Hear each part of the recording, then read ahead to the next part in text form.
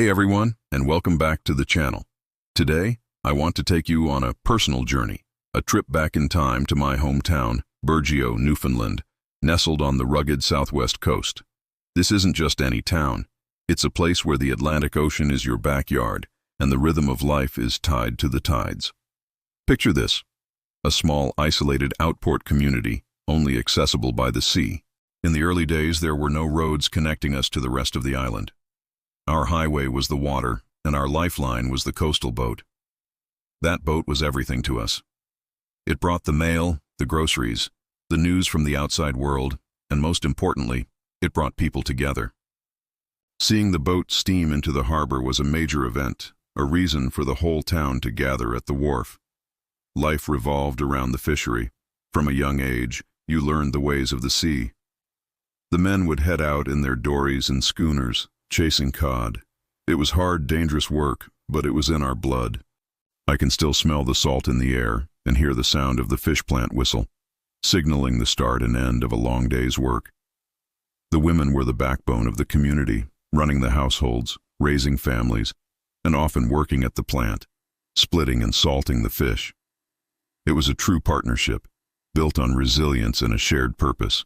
Our houses were built to withstand the elements, painted in bright, cheerful colors to stand out against the gray rock and the often foggy skies.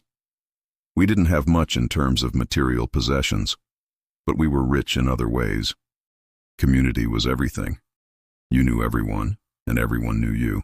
If a family fell on hard times, neighbors were there with a hot meal or a helping hand before you even had to ask. Winters were long and harsh, but they brought their own kind of magic.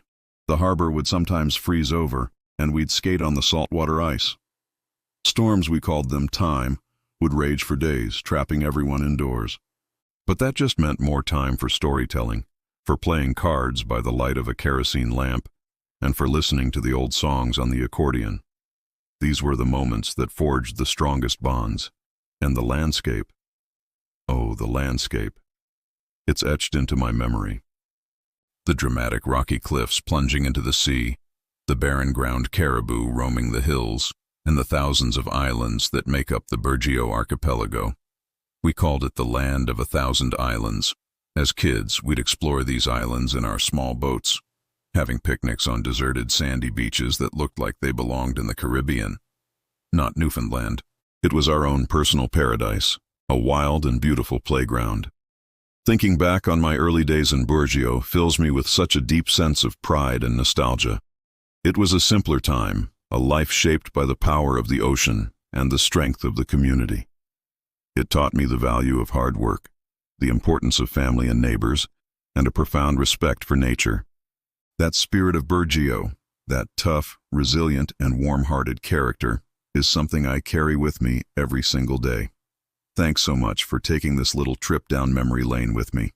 If you enjoyed hearing about my hometown, please hit that like button and maybe share a story about your own hometown in the comments below.